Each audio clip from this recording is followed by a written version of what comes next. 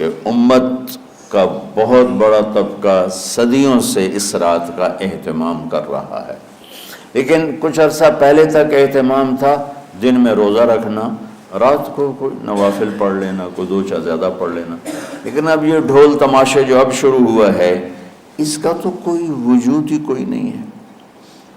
تو اس رات کو اللہ تعالیٰ نے مبارک بنایا، اور حدیث پاک میں آتا ہے کہ السلام علیکم۔ آج ہم لوگ دیکھنے جا رہے ہیں مولانا طارق جمیل صاحب کو، جو پاکستان کے اور پوری دنیا کے سب سے پاورفل علماؤں میں سے ایک ہیں، جو بخیاتوں میں سے ایک ہیں۔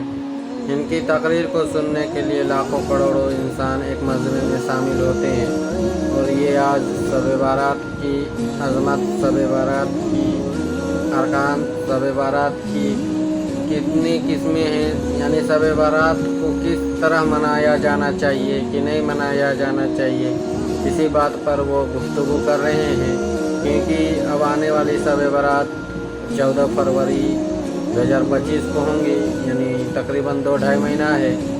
تو ابھی ہم لوگ کیا ہیں کہ بہت سارے علماء کرام باتوں کو توڑ مڑوڑ کر پیش کر رہے ہیں، لیکن طارق جمیل صاحب ہیں جو سیدھے اور آسان شبدوں میں باتوں کو سمجھانے کی کوشش کرتے ہیں۔ تو ویڈیو کو ذرا بھی اسکپ نہیں کیجیے گا، ورنہ آپ جو شب بارات مناتے ہیں پھر کہیں ضائع نہ ہو جائے۔ تو اس ویڈیو کو آپ ضرور سے ضرور آخری تک دیکھیے، اور اس ویڈیو کو زیادہ سے زیادہ صدقہ جاریہ سمجھ کر شیئر کیجیے۔ چلیے شروع کرتے ہیں۔ کہ امت کا بہت بڑا طبقہ صدیوں سے اس رات کا اہتمام کر رہا ہے، لیکن کچھ عرصہ پہلے تک اہتمام تھا دن میں روزہ رکھنا، رات کو کوئی نوافل پڑھ لینا، کوئی دو چار زیادہ پڑھ لینا، لیکن اب یہ ڈھول تماشے جو اب شروع ہوا ہے اس کا تو کوئی وجود ہی کوئی نہیں ہے۔ تو اس رات کو اللہ تعالیٰ نے مبارک بنایا، اور حدیث پاک میں آتا ہے کہ اللہ تعالیٰ اس رات میں ساری دنیا کے لوگوں کی بخشش فرماتا ہے، سوائے 5 آدمیوں کی، 5 کے سوا سب اہل ایمان کی بخشش ہو جاتی ہے۔ مشرک، المشرک، پہلا مشرک، دوسرا مشاحن۔ مشاحن کسے کہتے ہیں؟ دل میں بغض رکھنے والا، کینہ رکھنے والا، کینہ والا آدمی بہت خراب۔ تیسرا مسبل ازارہ، اپنے پاجامے شلوار چادر کو ٹخنوں سے نیچے تک لے جانے والا، لیکن ایک شرط کے ساتھ کہ وہ تکبر کی وجہ سے ہو، سستی کی وجہ سے ہے، غفلت کی وجہ سے ہے۔ چونکہ جب آپ نے ایک مرتبہ اس کے بارے میں بات کی تو حضرت ابوبکر صدیق نے کہا یا رسول اللہ، میری چادر، عرب چادر باندھتے تھے جیسے ہمارے پنجاب کا لباس چادر تھا، اب وہ کم ہو گئے، ہماری تو بزرگ عورتیں بھی اور مرد بھی سب چادر باندھتے تھے، شلوار تو کسی کو پتہ ہی نہیں ہوتا تھا ہمارے بچپن میں۔ یہ تو پھر آہستہ آہستہ جب تعلیم آئی تو شلوار دیہاتوں میں بھی اور شہروں میں عام ہو گئی۔ تو اگر وہ اس لیے لٹکا رہا ہے کہ طبیعت میں تکبر ہے، پھر اس وعید کا وہ حقدار ہے۔ اگر ویسے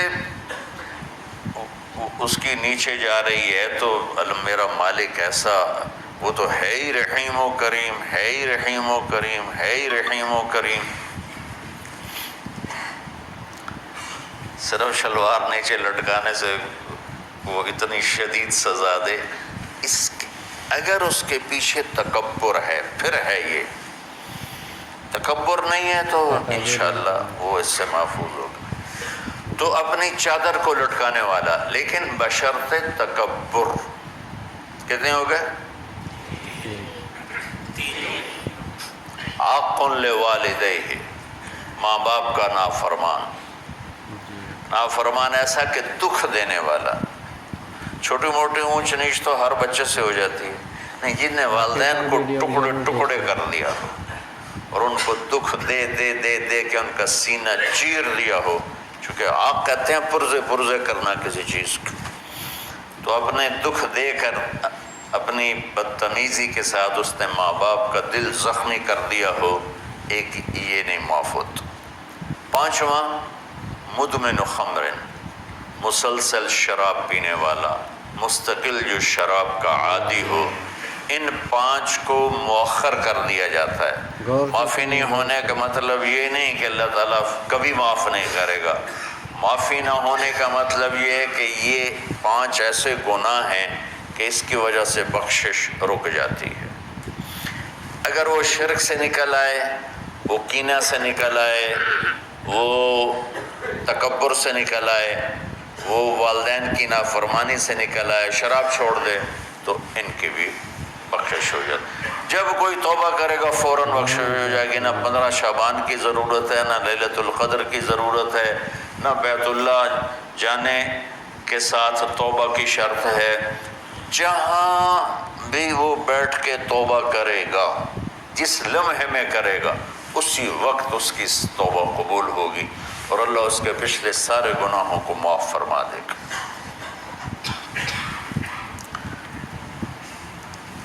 دن کا روزہ، رات کا قیام، زیادہ سے زیادہ اتنا۔ قیام سے مراد نوافل ہیں، کوئی گھر میں پڑھ لے، کوئی مسجد میں پڑھ لے۔ نوافل، نفلی عبادات گھر میں ہی افضل ہوتی ہیں۔ میرے نبی سنتیں ہمیشہ گھر سے پڑھ کے آتے تھے۔ تہجد اپنے گھر میں پڑھتے تھے، مسجد میں نہیں پڑھتے تھے، سوائے اعتکاف کے آپ اپنے نوافل سنتیں سب گھر میں پڑھتے تھے، اور مسجد میں صرف فرض آ کے ادا فرماتے تھے۔ اور اس کے بعد بیٹھنا ہوتا تھا تو بیٹھ جاتے تھے، اٹھنا ہوتا تھا تو اٹھ جاتے تھے۔ تو اعتدال اللہ کو ہر چیز میں پسند ہے۔ دنیا جو مختصر ہے اس میں کیسے پسند نہیں ہوگا؟ آخرت جیسے معاملے میں بھی اللہ ہم سے کہہ رہا ہے اعتدال، امتن وسطا۔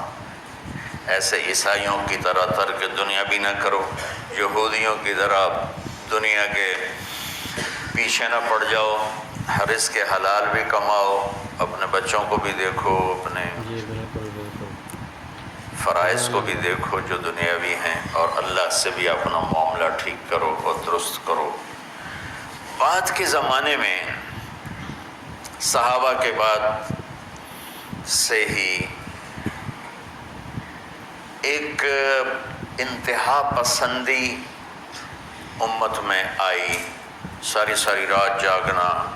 فلاں بزرگ تھے، وہ رسے سے اپنے بالوں کو باندھ لیتے تھے کہ نماز پڑھتے پڑھتے جب نیند آئے اور جھٹکا لگے تو رسے سے بندھے ہوئے بالوں سے اس جھٹکے سے تکلیف ہو اور ان کی آنکھ کھل جائے اور پھر نفلوں میں شروع ہو جائے۔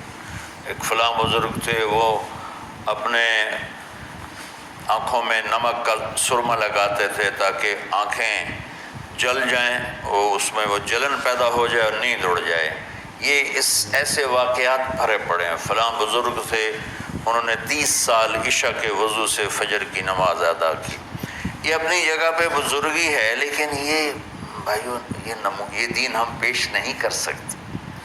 فلاں بزرگ تھے، وہ 30 سال سے ستو کھا رہے تھے کہ روٹی کھانے اور ستو کھانے میں 70 دفعہ سبحان اللہ کا فرق پڑ جاتا ہے۔ تو روٹی کھائیں تو 70 دفعہ سبحان اللہ کم کہہ سکتے ہیں، اور ستو کھائیں تو 70 دفعہ سبحان اللہ زیادہ کہہ سکتے ہیں۔ تو لہٰذا ان کا مجھے تو 30 سال ہو گئے، میں تو ستو کھا رہا ہوں، میں تو روٹی نہیں کھا رہا۔ یہ دین نہیں ہے، یعنی یہ وہ دین نہیں جو ہم انسانیت کو پیش کر سکتے۔ یہ تو لوگوں کو دوڑانے والی بات، یہ رہبانیت کی شکل ہے۔ یہ وہ